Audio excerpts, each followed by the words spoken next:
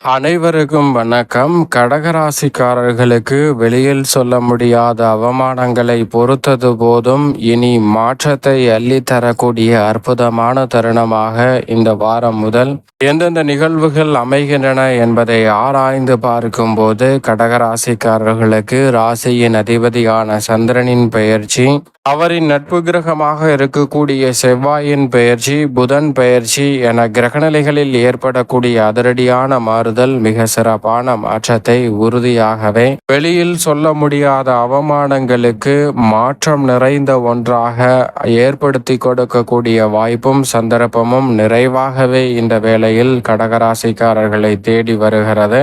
எனவே உறுதியாகவே இந்த தருணத்தை தவறவிடாமல் கடகராசிக்காரர்கள் சரியான முறையில் பயன்படுத்தி கொள்ளுங்கள். ஏனென்றால் இந்த வேளையில் ராசியின் அதிபதியாக இருக்கக்கூடிய சந்திரனை பொறுத்த வரைக்கும் வளர்பிறை சந்திரனாக வலம் வருவதோடு மட்டுமல்லாது சுபத்துவ பாதையில் 2, 3, 4, 5 என பல இடங்களில் வலம் வர போகிறார். நினைப்பதை காட்டிலும் வளர்பிறை சந்திரனாக இருக்கக்கூடிய சந்திரனின் அமைப்பால் பல காரிய வெற்றிகளும் முன்னேற்றமும் இந்த தருணத்தில் எளிதில் உங்களை தேடி வரும். தொட்ட காரியம் அனைத்தும் உறுதியாகவே வெற்றி பெறக்கூடிய வகையில் சந்திரன் இந்த வேளையில் செவ்வாய் மற்றும் கேதுவோடு இணைந்து சஞ்சரிப்பது மட்டுமல்லாது சிறப்பான வெற்றி வாய்ப்புகளை உருவாக்கி கொடுக்கக்கூடிய சந்தர்ப்பத்தை ஏற்படுத்தி கொடுப்பதோடு வெளியில் சொல்ல முடியாத அவமானங்களுக்கு மிக சிறப்பான மாறுதலையும் முன்னேற்ற வாய்ப்பையும் இந்த தருணத்தில் ஏற்படுத்தி கொடுக்கிறார்.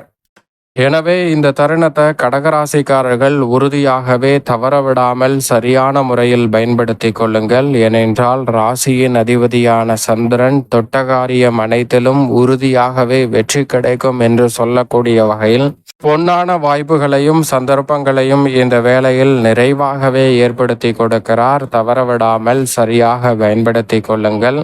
மேலும் இந்த தருணத்தில் ராசியின் உச்ச அதிபதியான குருவை பொறுத்த வரைக்கும் விரயஸ்தானமாகிய 12ஆம் இடத்தில் விளம்பெறுகிறாருங்க. ராசிக்கு சகாயமானவராக இருக்கக்கூடிய குரு பகவான் விரயத்தில் இருப்பதால் பல்வேறு வகையான விரய செலவுகளை சந்திப்பதற்கான சூழல் உண்டு. ஆனால் அவர் முழு சுபகிரகமாக இருப்பதால் உறுதியாகவே அத்தனை விரயங்களும் சுப விரயங்களாக மாறுவதற்கான அற்புதமான சந்தர்ப்பம் உண்டு. எனவே நீண்ட ஆயுளையும் பரிபூரணமான உடல்நல ஆரோக்கியத்தையும் திருப்திகரமாக சந்திக்கக்கூடிய வாய்ப்பும் சந்தர்ப்பமும் நிறைவாகவே இந்த வேளையில் கடகராசிக்காரர்களை தேடி வருகிறது. அதோடு மட்டுமல்லாது குறிப்பாக காதல் திருமணம் செய்தல், நல்ல வரன் கிடைத்து நிச்சயிக்கப்பட்ட திருமணம் போன்றவை இந்த தருணத்தில் மிக சிறப்பாக மங்களகரமாக அமைவதற்கான சாத்தியக்கூறுகள் புத்திரக்காரகரான குரு பகவான் விரயத்தில் இருப்பதால் ஏற்பட போகிறது. அதோடு மட்டுமல்லாது நீங்கள் எதிர்பார்க்கக்கூடிய புத்திர பாக்கியமும் இந்த வேளையில் உறுதியாகவே கடகராசிக்காரர்களை தேடி வருகிறது.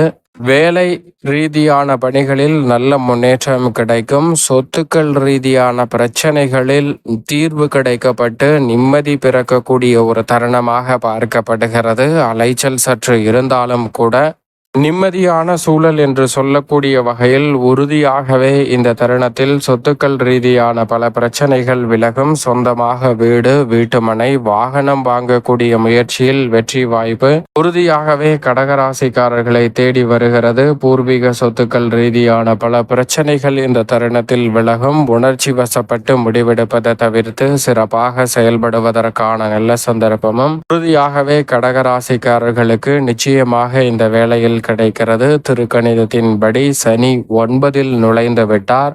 வாக்கிய பஞ்சாகமத்தின்படி 8இல் ஆட்சி பலம் பெற்று ராகுவுடன் இணைந்திருக்கிறாருங்க. சனி மற்றும் ராகுவின் இணைவு அற்புதமான மாற்றத்தை ஏற்படுத்தி கொடுக்கிறது. அலைச்சலை சற்று கூடுதலான வாய்ப்பை ஏற்படுத்தி கொடுத்தாலும் சனி முழுமையாக அஷ்டமத்தில் இல்லை. ஏனென்றால் திருக்கணிதத்தின்படி 9இல் நுழைந்து விட்டார். எனவே சனி மற்றும் ராகுவின் இணைவு வாக்கியத்தின்படி நடைபெற்றாலும் கூட நீண்ட வருடங்களுக்கு பிறகு சனி மற்றும் ராகுவின் இணைவு ஏற்பட்டிருப்பதால் அஷ்டமஸ்தானம் என்றிருப்பதால் அலைச்சல் அதிகரிக்கலாம். அலைச்சல் அதிகரித்தாலும் கூட அதற்கு ஏற்ற ஆதாயம் நிறைவாக உங்களை தேடி உறுதியாகவே கடகராசிக்காரர்களுக்கு வரும். அதோடு மட்டுமல்லாது நிரந்தர வேலை வாய்ப்பு, தொழில் ரீதியான நல்ல சந்தர்ப்பம் போன்றவை நிச்சயமாக சாதகமாக கைகூடும்.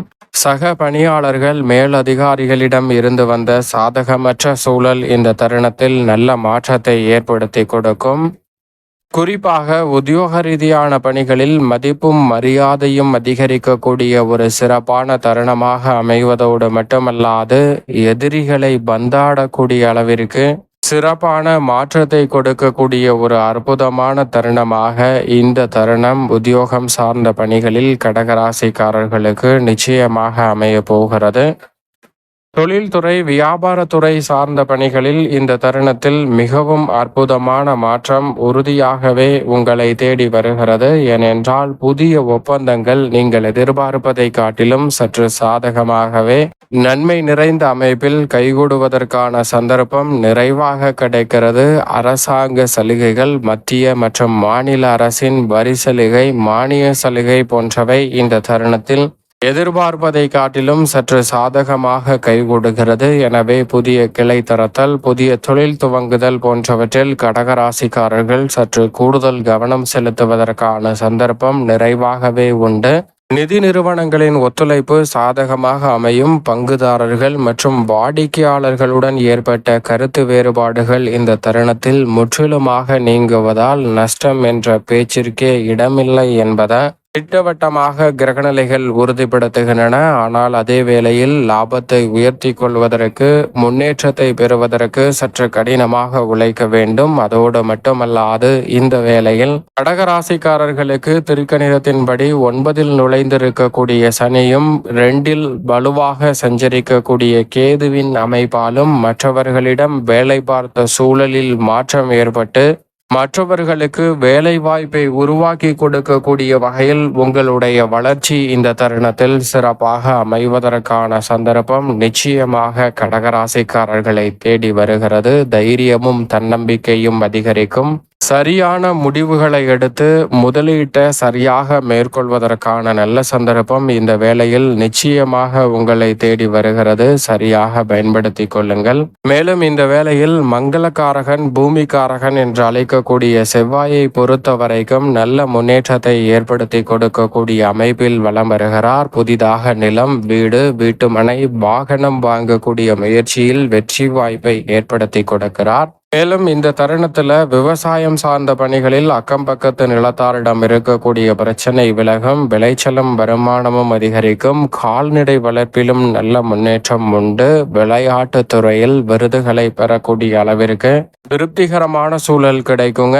சக விளையாட்டு வீரர்களிடம் ஏற்பட்ட கருத்து வேறுபாடுகள் நிச்சயமாக நீங்கும். நீங்கள் நினைப்பதை காட்டிலும் அடுத்த கட்ட இடத்தை நோக்கி நகரக்கூடிய வகையில் நல்ல பல முன்னேற்ற வாய்ப்புகள் விளையாட்டு துறையில் உறுதியாகவே கிடைக்கிறது. முக்கூட்டு கிரகம் என்று சொல்லக்கூடிய சுக்கிரன், சூரியன், புதன் ஆகிய கிரகநிலைகளை பொறுத்த வரைக்கும் சுக்கிரன் மிக வலுவாக கர்மஸ்தானம் என்று சொல்லக்கூடிய 10ஆம் இடத்தில் வலம் வருகிறார். இந்த வேளையில் சூரியன் லாபஸ்தானமாகிய 11ஆம் இடத்தில் நிலை கொண்டிருக்கிறாருங்க. விரயஸ்தானமாகிய 12ஆம் இடத்தில் வித்யாகாரகரான புதன் குருவுடன் இணைந்து வலம் வருகிறார். புதன் குருவுடன் இணைந்திருப்பதால் உறுதியாகவே கல்வி ரீதியான பணிகளில் எதிர்கால நலனை கருத்தில் கொண்டு தற்போது எடுக்கக்கூடிய முடிவு என்பது மிக சிறப்பான மாற்றத்தை உறுதியாகவே கடகராசிக்காரர்களுடைய வாழ்வில் ஏற்படுத்தி கொடுக்க போகிறது. அதோடு மட்டுமல்லாது இந்த தருணத்துல சூரியன் மிக வலுவாக சஞ்சரிப்பதால் நிச்சயமாக லாபஸ்தானத்தில் சஞ்சரிக்கக்கூடிய சூரியனின் அமைப்பால் அலைச்சல் சிரமம் குறையும். அரசியல் சார்ந்த பணிகளில் கட்சியிலும் மக்கள் மத்தியிலும் செல்வாக்கு பல மடங்கு அபரிவிதமாக உயரக்கூடிய ஒரு இனிமையான தருணமாக அமைய போகிறது. அதோடு மட்டுமல்லாது இந்த தருணத்துல சுக்கிரனும் கர்மஸ்தானத்தை, தொழில் ஸ்தானத்தை வலுப்படுத்துவதால் தொல்லை தரக்கூடிய பல நிகழ்வுகள் இந்த தருணத்தில் விலகுவதால் கலைத்துறை சார்ந்த பணிகளில் புதிய வாய்ப்புகள் கிடைக்கும். விருதுகளை பெறக்கூடிய அளவிற்கு உங்களுடைய படைப்புகளுக்கு நல்ல வரவேற்பு உறுதியாகவே இந்த வேளையில் கடகராசிக்காரர்களை தேடி நிச்சயமாக வருகிறது என்பதை திட்டவட்டமாக தொழில் ஸ்தானத்தை வலு சேர்க்கக்கூடிய சுக்கிரன் உறுதிப்படுத்துகிறார். இப்படி பல கிரகநிலைகளின் அமைப்பு சாதகமாக இருப்பதால் உறுதியாகவே வெளியில் சொல்ல முடியாத அவமானங்களில் மிக சிறப்பான மாறுதலும் சந்தர்ப்பமும் இந்த வேளையில் உங்களை தேடி வரும்.